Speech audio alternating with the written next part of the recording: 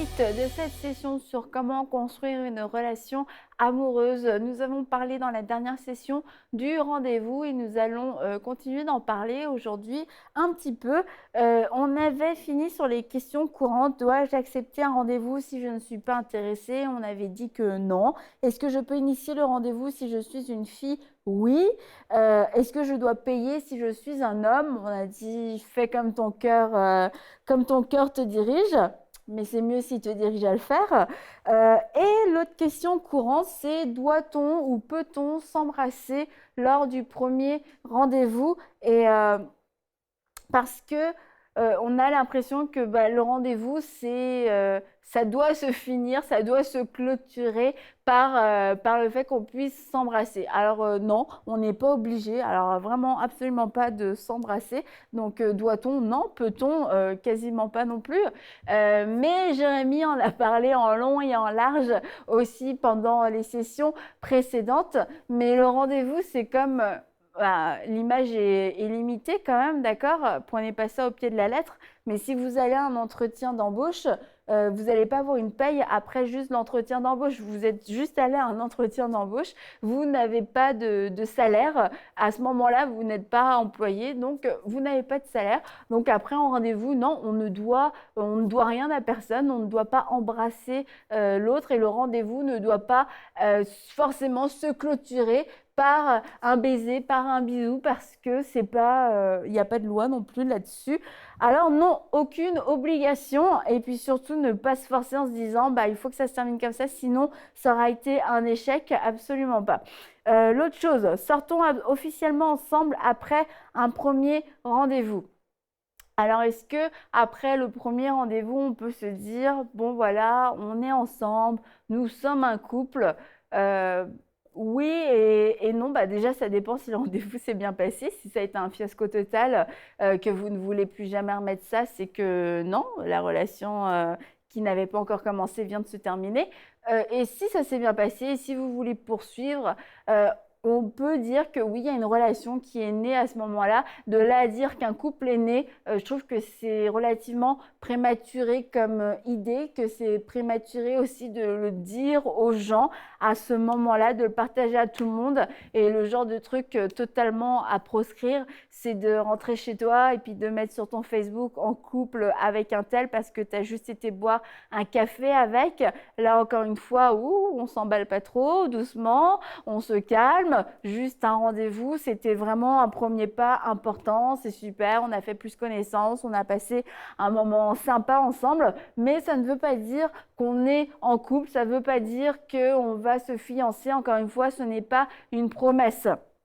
Et là, surtout par rapport aux filles, oui, parce que c'est surtout les filles, les jeunes femmes et même les femmes plus âgées, c'est vrai que c'est plus quelque chose de féminin d'avoir cette tendance à s'emballer dans ses émotions. Il y a eu un rendez-vous et puis de croire que, ah yes, c'est la bague au doigt, ah yes, c'est le prince charmant, ah yes, c'est lui qu'on attendait depuis tant d'années. D'avoir un tel comportement, ça peut vraiment faire peur, ça peut faire fuir parce que selon en plus l'âge, selon l'âge surtout, ça peut faire peur parce que bon, à 20 ans, tout le monde n'est pas prêt à se marier et à s'engager. Ça peut être un processus plus ou moins long et puis de demander quand vous allez juste boire ce premier café, manger ce premier petit McDo, combien d'enfants tu veux? Est-ce que toi tu penses plutôt à appeler ton fils comme ci ou ta fille comme ça? Vraiment, ça peut faire peur et ça peut faire fuir les gens. Et c'est quelque chose quand même qui est un peu plus féminin de faire ça, de s'emballer et puis d'aller se faire des films. Et puis on va revenir à notre histoire avec Ruth. On va voir que Ruth, on l'a déjà dit dans la dernière session, avait vraiment gardé la tête sur les épaules. Et puis aussi, Ruth n'a pas embelli la vérité, ne s'est pas fait des films. Elle a parlé à sa belle-mère. Elle a dit, donc Ruth 2, elle a dit à sa belle-mère, à partir du verset 19, Ruth 2, 19, sa belle-mère lui dit, où as-tu ramassé des épis aujourd'hui? Où as-tu travaillé? Béni soit celui qui s'est intéressé à toi. Et Ruth raconta à sa belle-mère chez qui elle avait travaillé. L'homme chez qui j'ai travaillé aujourd'hui s'appelle Boaz. Et là, elle lui dit au verset 21, Ruth la Moabite ajouta, Il m'a dit aussi, reste avec mes serviteurs jusqu'à ce qu'ils aient terminé toute ma moisson. Ruth a dit les choses, a donné les faits. Voilà, je suis allée dans tel champ avec telle personne. Voilà ce qu'il m'a dit. Elle en a pas rajouté. La Bible, en tout cas, ne dit pas qu'elle a commencé à rêver avec Naomi, mais imagine peut-être qu'il y a moyen, peut-être que demain, il va me proposer autre chose. Peut-être que non. Ruth, encore une fois, avait vraiment la tête sur les épaules. C'est une femme sage et une femme prudente. Elle a dit à Naomi les faits. Elle s'en est tenue aux faits. Elle n'a pas commencé à nourrir quelque chose. Et ça aussi, c'est, je pense, dans le côté émotionnel, plus quelque chose de féminin, de commencer à nourrir un espèce de rêve, à nourrir une histoire un peu illusoire, à se faire des films et à tout transformer ce qui s'était passé et à le magnifier, à le transposer dans un cadre totalement féerique qui fait que la réalité, quelquefois, peut être décevante. Et quand on a des attentes un petit peu démesurées et puis irréalistes comme ça fait qu'on peut passer à côté de la beauté d'un rendez-vous qui va être simple, d'un rendez-vous qui va être authentique, qui va être un bon moment. On peut passer à côté de ce bon moment et passer à côté de ce qu'il y avait à prendre parce qu'on a des attentes beaucoup trop hautes ou parce que juste on vit dans un monde de princesses. Vraiment, mesdemoiselles, de tout âge, il faut sortir de ça. Je ne dis pas que l'amour n'a rien de tout ça, mais je dis que lorsque c'est un frein, lorsque ce n'est que source de déception, lorsque personne ne peut répondre à vos critères parce que ce sont des critères de film, des critères cinématographiques, il faut revenir dans la réalité parce que la réalité a vraiment des belles choses à nous offrir, à des personnes de valeur, des personnes formidables à nous offrir. On ne vit pas dans un film, on ne vit pas non plus dans des séries. L'histoire de Cendrillon, c'est Cendrillon avec sa chaussure. Sérieux, ça n'existe pas, ce genre de choses. Il n'y a pas de carrosse qui se transforme en citrouille. Ces histoires n'existent pas. Alors après, quand on est complètement immergé dans ce genre de pensée, dans ce genre d'environnement, on peut passer à côté de quelque chose de réel, d'une vraie vie, d'une vie réelle avec des vraies personnes, avec un vrai cœur, avec des vrais sentiments, parce qu'on est tout le temps en train de s'attendre à une scène de film, mais la vie est mieux qu'un film. Le film, quand il est terminé, mais la vie continue, la vie se construit, puis la vie, on en fait partie, on n'est pas spectateur. Donc ça vaut la peine de renoncer à ces rêves un peu enfantins pour vous connecter avec la réalité, et c'est une réalité qui est belle selon la manière dont on l'aborde, ceci dit. Donc, on évite le statut Facebook en couple, on évite de se faire des films, et puis aussi, on évite d'aller tout raconter, d'aller dire, ah bah, à tel moment, elle m'a dit ça, elle m'a dit ci, et puis lui, il m'a dit ça, etc. Là, ça vient de casser finalement tout le moment un peu personnel, plus intime que vous venez de vivre, parce que vous êtes en train de texter à tout le monde, en train de le raconter à tout le monde, ou encore mieux, en plus du statut Facebook en couple, vous racontez tout sur Facebook, ou vous postez une photo sur Instagram, Twitter, je sais pas quoi. Ah, super soirée, je sais pas quoi. Non, on peut éviter ça, on peut garder une certaine intimité, une certaine discrétion parce que, encore une fois, les dés ne sont pas jetés à ce moment-là. Donc, on ne va pas commencer à étaler sa vie, à tout raconter. Et quand on veut se faire découvrir par une personne, qu'on est prêt à s'ouvrir, à laisser la personne apprendre à mieux nous connaître, c'est cette personne-là qu'on veut qu'ils nous connaissent mieux. C'est pas forcément tout l'entourage, tous les amis, etc. On n'a pas envie que ce qui a été dit à ce moment-là, et je dis pas que c'est des choses honteuses, qu'on marche dans les ténèbres, etc. Mais juste d'avoir une certaine discrétion, un certain savoir-vivre, de ne pas tout raconter, de ne pas aller raconter en détail chaque chose, parce que ça peut être gênant aussi pour l'autre, et ça peut être une occasion qu'il n'y ait plus aucune suite. Parce que finalement, la fille, elle a tout raconté à toutes ses amies. Et puis le lendemain, le gars arrive et toutes les filles sont là en train de le regarder. Ah oui, bah, il paraît que non, non, non. Sérieusement, c'est... Ah, ok, donc quand on a un rendez-vous, toi et moi, apparemment, on a un rendez-vous à 15, puisqu'elles sont toutes au courant de ce qui s'est passé. Et c'est pareil pour la fille, ça peut être hyper gênant. Elle arrive, elle a passé un bon moment, etc. Elle s'est sentie respectée, elle s'est sentie appréciée. Puis finalement, tous les copains du gars sont au courant de tout ce qui s'est passé. Là, la fille, elle se sent un peu moins spéciale, elle se sent un peu moins honorée aussi et un peu moins unique. Donc, c'est important de pouvoir préserver de préserver la discrétion de l'un et de l'autre et de ne pas aller tout raconter. Et puis aussi l'autre chose par rapport à la conclusion d'un rendez-vous, c'est que si au final ce rendez-vous-là n'a pas été concluant pour vous, que ça vous a confirmé, enfin non, normalement ça ne devrait pas vous confirmer dans ce sens-là, mais que ça vous a informé que bon, non, ça n'a pas fonctionné, ça m'a pas plu, on n'a pas accroché, mais que l'autre qu'on continue d'être intéressé. Vraiment, faut faire preuve de franchise, faut faire preuve d'honnêteté parce que et ne pas faire miroiter quelque chose à l'autre, peut-être que éventuellement, parce que là, on est encore dans le stade de la connaissance. Et puis si je vois que l'autre personne ne me plaît pas finalement, que ce que j'ai découvert, c'est pas quelque chose que j'approuve ou qui me plaît ou avec c'est pas juste des traits de personnalité ou même des choses. J'ai découvert, je sais pas moi, l'appel de la personne. Ah bah moi, en tout cas, je vais être missionnaire, je vais aller partout dans le monde et tout. Et toi, tu sais que ton appel, c'est pas du tout ça. Tu vois que c'est incompatible. Et tu te dis, bon, bah voilà, apparemment, il y a pas de compatibilité. Bah, faut être franc, faut dire, bah écoute, je savais pas que c'était ça ton appel. Moi, Dieu m'appelle ici, dans cette ville-là, il me l'a montré. Je me vois pas du tout être missionnaire, donc bah, en tout cas, apparemment, nos deux appels ne sont pas compatibles. Donc, a priori, il y a pas d'avenir. Il y a pas d'avenir pour cette relation. Ça veut pas dire que la personne en face est mauvaise, ça veut juste dire qu'il n'y a pas de compatibilité. Et là, c'est d'être franc, d'être honnête envers soi-même et puis envers l'autre pour ne pas faire croire, pour ne pas faire espérer non plus. Et la Bible nous dit que ton oui soit oui, que ton non soit non, et c'est d'avoir cette authenticité, cette vérité qui soit dans notre bouche, qui soit dans notre attitude, et de ne pas essayer parce que vraiment on est en train de jouer à partir de ce moment-là, il y a eu un rendez-vous, donc oui on a quand même clairement annoncé la couleur, mais de ne pas jouer avec les sentiments de l'autre. Bon écoute, on verra, alors que toi-même dans ton cœur, tu n'es pas persuadé, que tu te dis, bah non, je pense que ça ne fonctionnera pas, mais bon.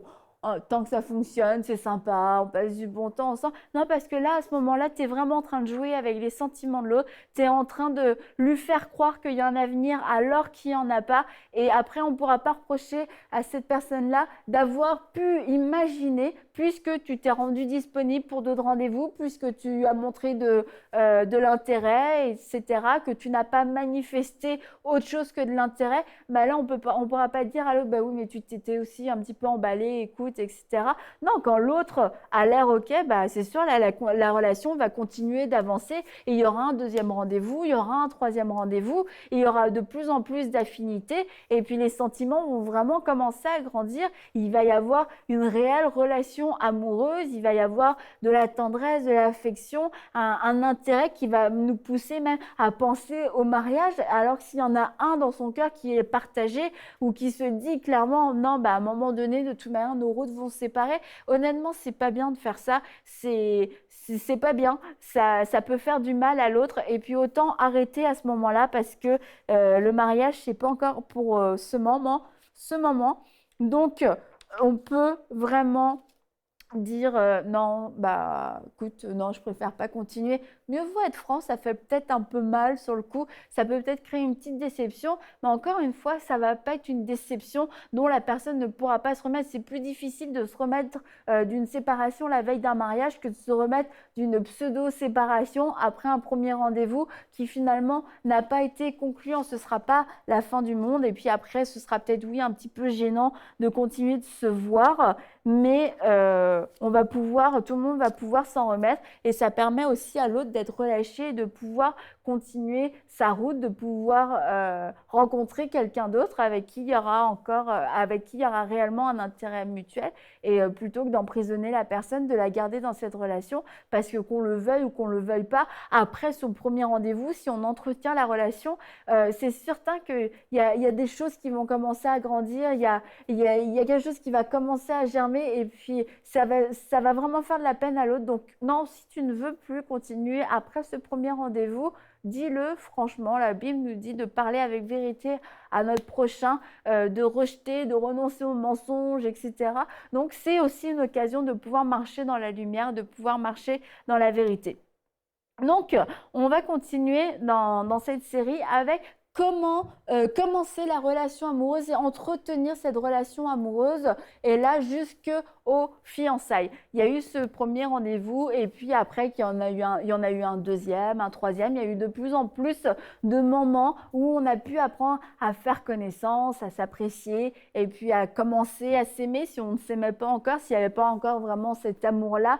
Et on est ensemble. À ce moment-là, oui, on est un couple, pas de manière officielle comme dans un mariage, mais il y a une relation qui est là et c'est une relation qui, à partir de ce moment-là, doit être exclusive parce qu'on n'a pas signé de papier, mais on s'est comme engagé l'un envers l'autre. Comme on l'a dit, on ne va pas à 5 rendez-vous différents par semaine. Donc, si on est avec une personne avec qui on va régulièrement boire un café, mais que ce n'est pas juste de l'amitié, que on s'apprécie vraiment, on a des sentiments l'un envers l'autre, on nous sommes engagés à ce moment-là dans une relation amoureuse. Alors après, est-ce qu'il y a un jour J où on peut dire, voilà, on est ensemble, voilà, ceci, cela? Non, je pense que on le sait juste dans notre cœur que la relation est née, que la relation a commencé à se développer. Donc, il n'y a peut-être pas un jour J où on s'est dit, voilà, on est ensemble, on sort ensemble, c'est officiel,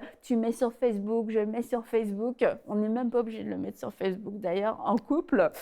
Il n'y a pas forcément ce jour-là précis où il faut officialiser les choses, mais dans notre cœur, on s'est engagé émotionnellement, on a fait savoir à l'autre que oui, on était intéressé, que oui, on avait des sentiments. Et je ne dis pas qu'on s'est dit je t'aime, etc.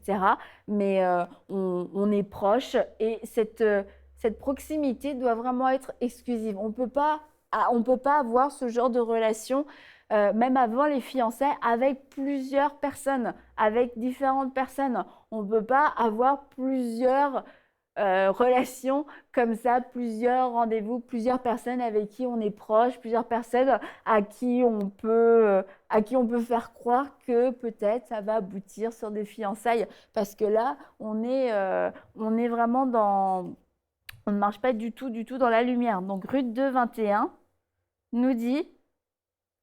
Ruth la Moabite ajouta aussi, il m'a dit, reste avec mes serviteurs jusqu'à ce qu'ils aient terminé toute ma moisson.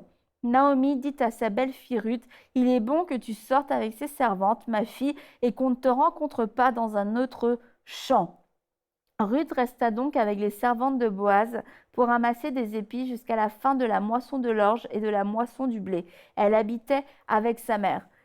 Avec sa belle-mère, pardon. Donc là, le point important, comme je disais, c'est une relation exclusive. Naomi a dit à Ruth, reste dans ce champ, reste avec les servantes. Il y a encore, vous voyez, cette notion de groupe qui est encore là, cette notion de vie sociale, cette notion où on n'est pas tout seul, on ne s'est pas isolé du monde, on ne fait pas notre petite vie à nous. Non, on est encore ensemble dans le groupe, même si on a appris à se connaître en dehors du groupe, mais il y a quelque chose de différent et Naomi a dit, ne va pas dans un autre champ, qu'on ne te voit pas dans un autre champ, qu'on ne te voit pas en train d'essayer de courtiser, de draguer, de t'intéresser à quelqu'un d'autre à ce moment-là de la relation, qu'on ne te voit pas aller boire des cafés, aller inviter un tel et un tel pour passer du temps, pour passer des bons moments, etc.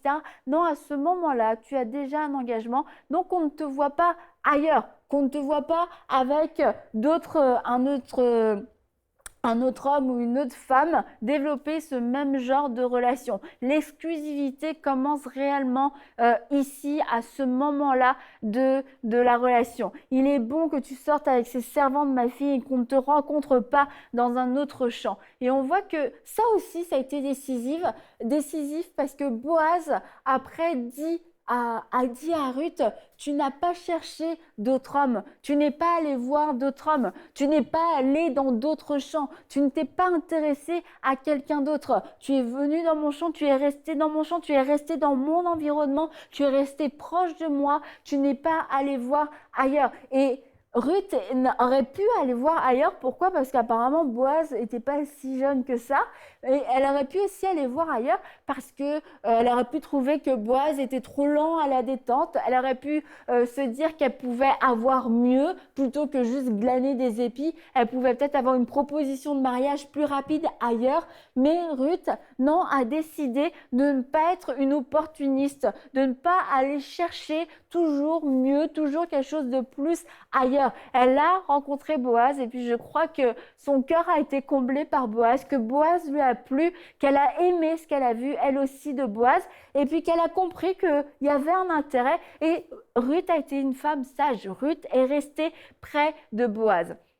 Et pourquoi on pourrait ne pas avoir une relation exclusive à ce moment-là? Parce que, comme je disais, on peut avoir ce côté opportuniste, cette peur de toujours manquer quelque chose, cette impression qu'il y a toujours mieux ailleurs. Mais c'est à ce moment-là que la fidélité va pouvoir s'installer en nous, ou en tout cas qu'on va pouvoir éprouver cette fidélité. Parce que si à ce moment-là, en fait, je suis constamment attirée par d'autres personnes, si je suis constamment tiraillée par des, pas tiraillée, mais que je suis attirée, oui, juste par d'autres personnes, que j'ai l'impression que elle va être mieux, que lui est mieux, que j'ai envie de connaître d'autres gens, bah, c'est peut-être juste que cette personne avec qui tu as commencé à t'engager, bah, elle n'est pas, c'est juste pas la bonne personne parce qu'apparemment elle ne te suffit pas, ou alors c'est toi qui as encore un problème parce que il te faut toujours plus, tu veux toujours autre chose, tu veux découvrir toujours autre chose. Et là, ça va être à toi de pouvoir travailler sur ça et de demander au Seigneur de te changer et de renouveler tes pensées, que tu puisses avoir vraiment la pensée de Dieu. Est-ce que c'est moi qui ai un problème? Est-ce que c'est moi qui nourris de mauvaises choses? Est-ce que c'est moi qui veux toujours plus, qui ai de la convoitise dans mon cœur? Ou alors, est-ce que c'est juste que cette personne avec qui je suis ne me comble pas et parce qu'elle ne me comble pas, je me sens toujours attirée pour autre chose, pour quelque chose de différent.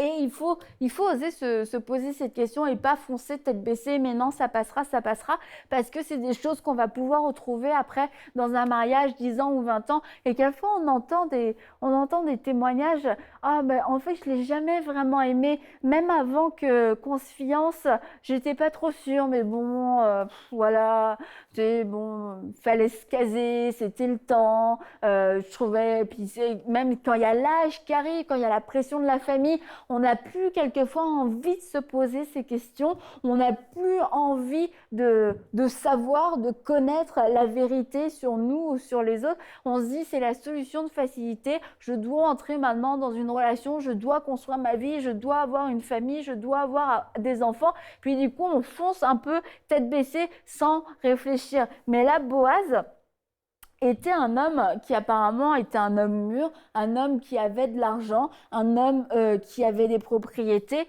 Et Boaz a été un homme qui a démontré de la sagesse, qui a démontré de la bienveillance, mais qui a aussi démontré une intelligence.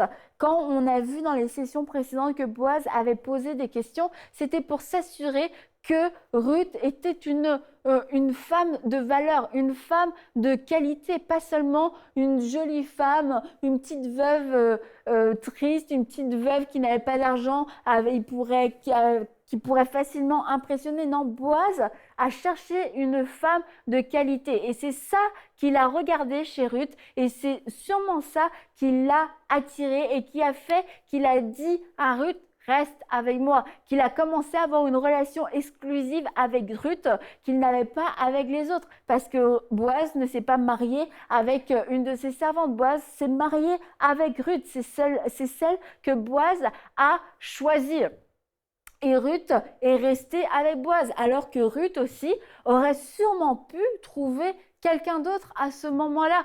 Je suis sûre parce qu'elle n'était pas très vieille, qu'il y avait des hommes plus de son âge qui auraient été tout à fait d'accord de se marier avec elle.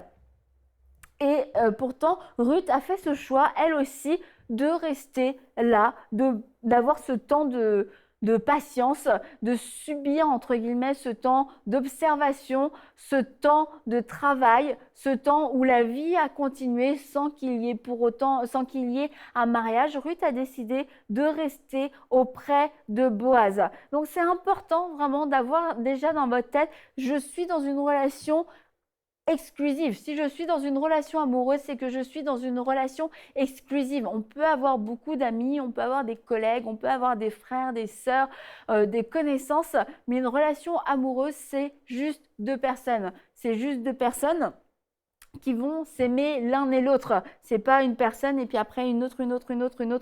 Et on sait que un des ennemis du mariage aujourd'hui, et depuis toujours de toute manière, c'est l'adultère. Donc c'est à ce moment-là qu'on va pouvoir, comme j'ai dit, éprouver notre fidélité, éprouver les réels désirs de notre cœur, éprouver si notre cœur a des motifs purs. Est-ce que si déjà je me lasse de cette personne-là au bout d'une semaine, qu'elle n'a plus rien, je trouve plus rien d'excitant dans la relation, il n'y a plus rien qui me fait palpiter, oui, il faut se poser la question, il faut savoir se dire pourquoi est-ce que j'ai un problème ou est-ce que c'est juste pas la bonne relation. Et on doit se poser les questions, je veux vraiment le redire, peu importe l'âge que vous avez, peu importe le moment de votre vie où vous êtes, peu importe les pressions familiales, parce que c'est votre vie à vous que vous êtes en train d'engager aujourd'hui. C'est une vie, c'est toute une vie de s'unir avec quelqu'un, c'est toute une vie et c'est à ce moment-là qu'il faut savoir prendre les bonnes décisions. Ce sont des carrefours qui sont importants. Ce sont des moments importants des moments importants et on ne peut pas laisser nos émotions à ce moment-là nous conduire et on ne peut pas non plus laisser notre entourage nous conduire, nous convaincre que oui c'est une bonne chose ou que non c'est une mauvaise chose car nous avons l'Esprit de Dieu en nous et même si vous vous dites ouais mais moi je suis jeune et tout ça, même en étant jeune, tu as l'Esprit de Dieu en toi pour te conduire, pour te diriger dans toute la vérité, pour te diriger dans la lumière, pour te diriger parfaitement dans la volonté de Dieu et vous devez faire appel au Saint-Esprit pour demander pourquoi est-ce que je peux être tiraillée, pourquoi est-ce que je suis partagée, est-ce que réellement c'est ta volonté. Et puis on va voir dans la session prochaine justement comment passer à travers cette période de doute alors que tout va bien, alors que vous savez à ce moment-là que vous aimez la personne, mais parce que quelquefois on veut vraiment faire la volonté de Dieu, on a tellement peur de se tromper que ça nous paralyse, que ça nous immobilise. Donc on verra, est-ce que c'est des convictions, est-ce que c'est juste de la peur, est-ce que c'est des oppressions, comment traiter ces choses-là et comment pouvoir être sûr dans notre cœur que nous sommes en train de nous engager avec la bonne personne et ce en vue des fiançailles, donc une étape encore supérieure dans la relation. Cette émission est rendue possible grâce au précieux soutien des partenaires d'Enseigne-moi Canal International. Retrouvez tous nos programmes sur enseigne-moi.com.